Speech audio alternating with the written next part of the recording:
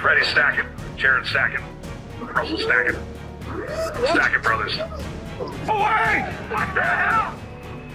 Wow, we're out in the middle of nowhere. Whoa! Wow. Yeah, let's get a count on that. A group of skilled fishermen in the remote waters of Alaska made an extraordinary discovery. They found something that was not a fish, a seal, or even debris. It was unlike anything they had ever seen. What could possibly surface in these treacherous waters that even the most experienced crabbers could not explain? The secrets of crab fishing. Captain Jonathan Hillstrand and his crew were out there, 260 miles northeast of Dutch Harbor, doing what they do best, hauling in crab pots like it is an art form. And honestly, for these guys, it kind of is. The crew has been riding a winning streak, pulling in loads of 40 to 50 crabs at a time. That's not just good, that's gold in the crab world. Now, crab fishing is not just about dropping a cage into the ocean and hoping for a seafood jackpot. No, this is serious business. These men, most of them pushing their mid-40s, have spent years perfecting their craft. The sea does not play nice, and they know it. There is always a little chaos. They felt a storm was coming, and now it was a race against time. They had a handful of pots left to check, and each one was a question mark. Was it going to be full? Was it going to be empty? Nobody knew, but the crew kept their heads down and pushed through. The great thing was that luck was still on their side. The last pots brought in a solid haul, just enough to make the tension worth it. Then came the final challenge, navigating through False Pass. If you have ever seen waves that look like they are trying to swallow a boat whole, you will know this was not a walk in the park. But Jonathan and his crew were ready for it. With a good boat, a strong crew, and maybe a bit of grit, they were ready to head home, storm or no storm. So did the crew make it home in one piece? The dangers of False Pass.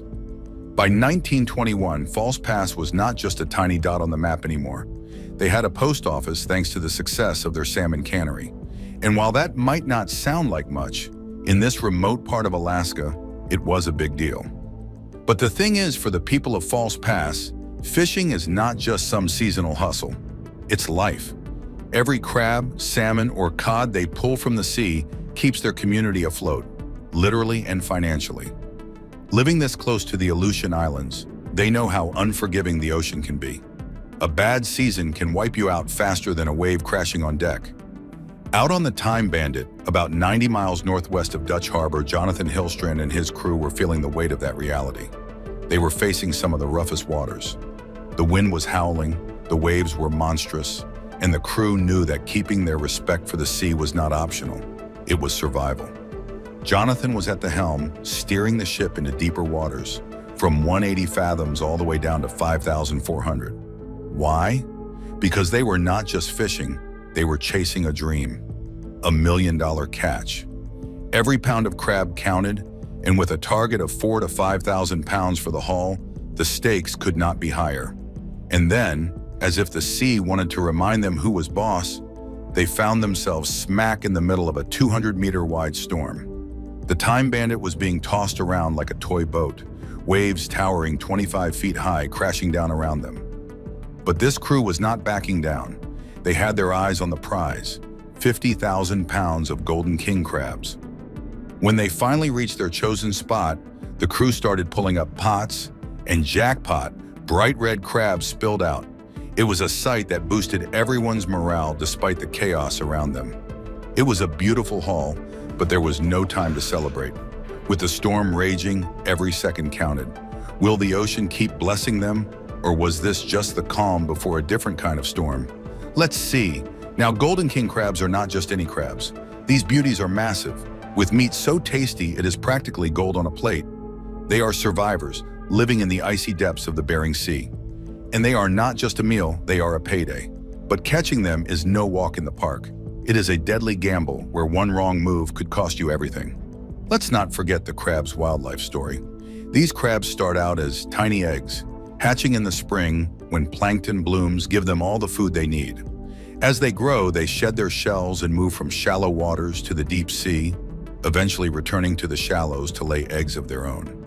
It is a cycle that can last up to 30 years. And while that's impressive, it is also a reminder of how much work and risk goes into pulling these creatures from the depths. For Jonathan and his crew, every crab they haul up is a small victory in a battle against the sea, the weather, and sometimes even the odds.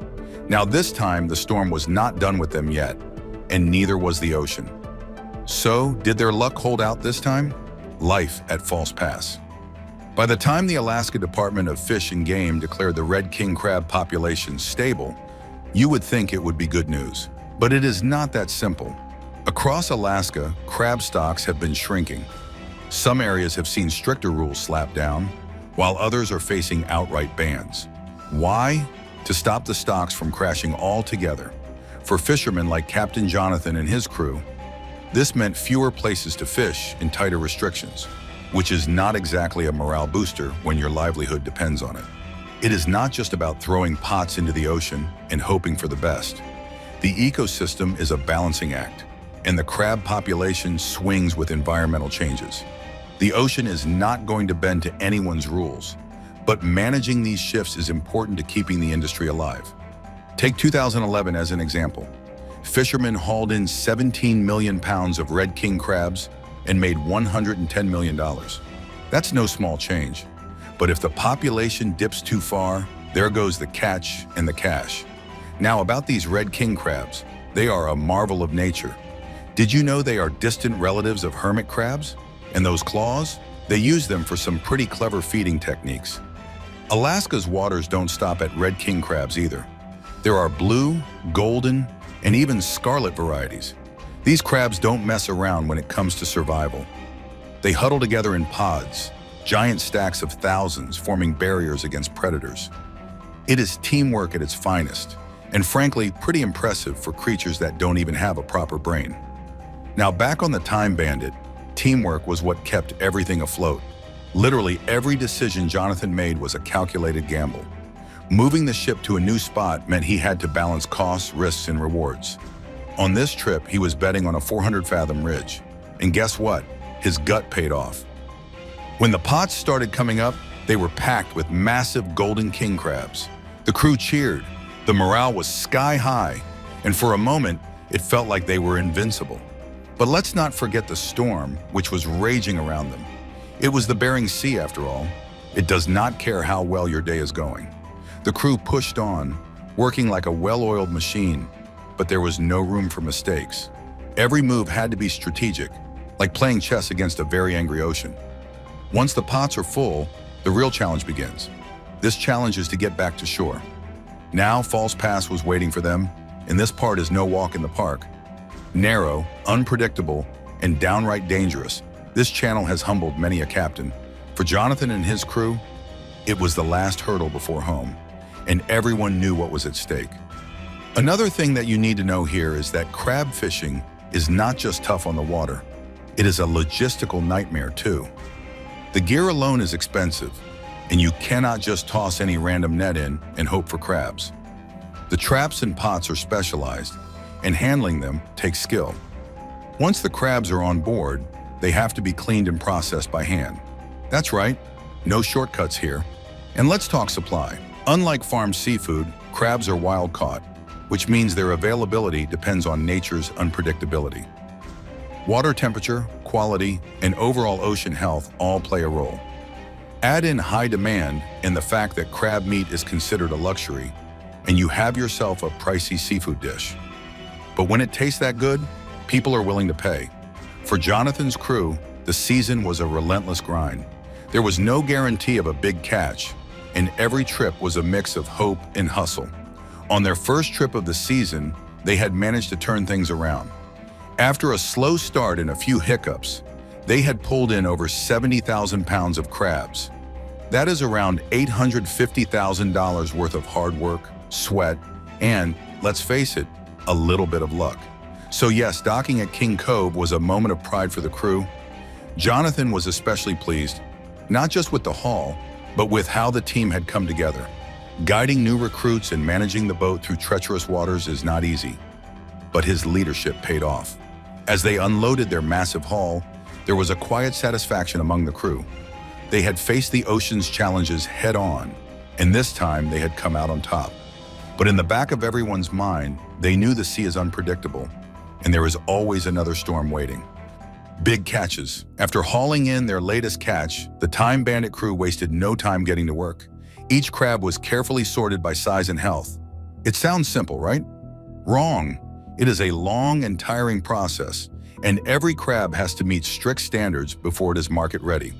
If it is too small or not in perfect condition, it is thrown back into the sea.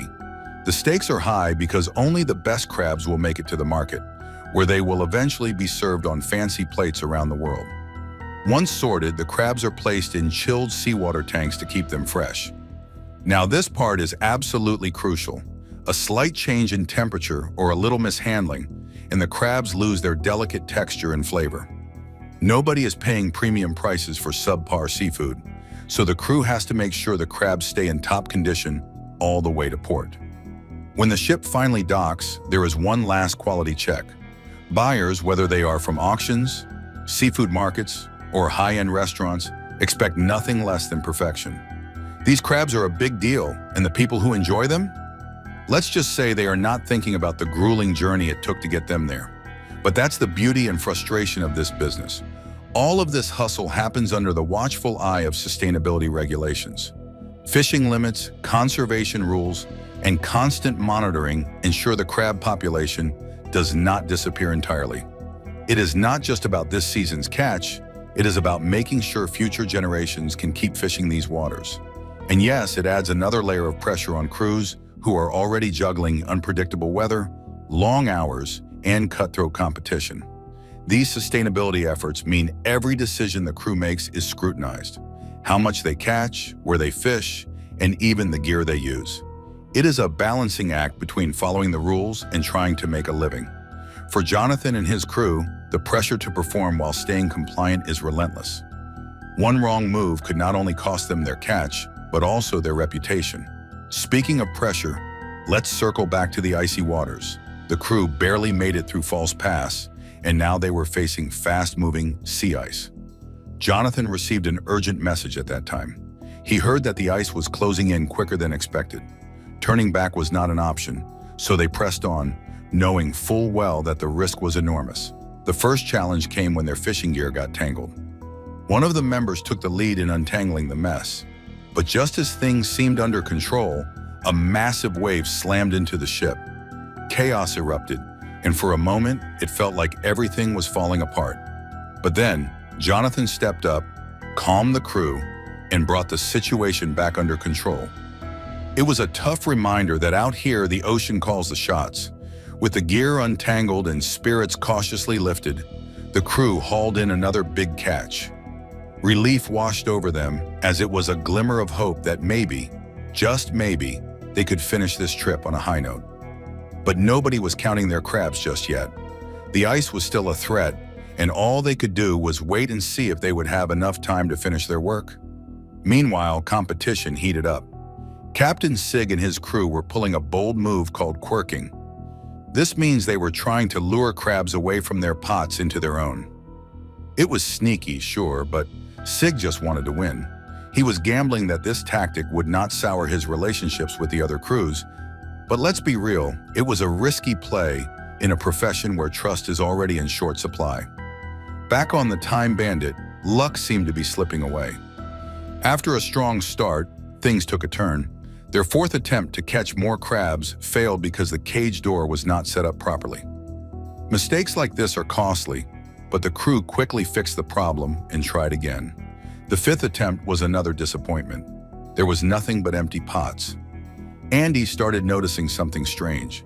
The pot doors were tied differently than usual, and he started suspecting something was going on. Could another crew be sabotaging their gear?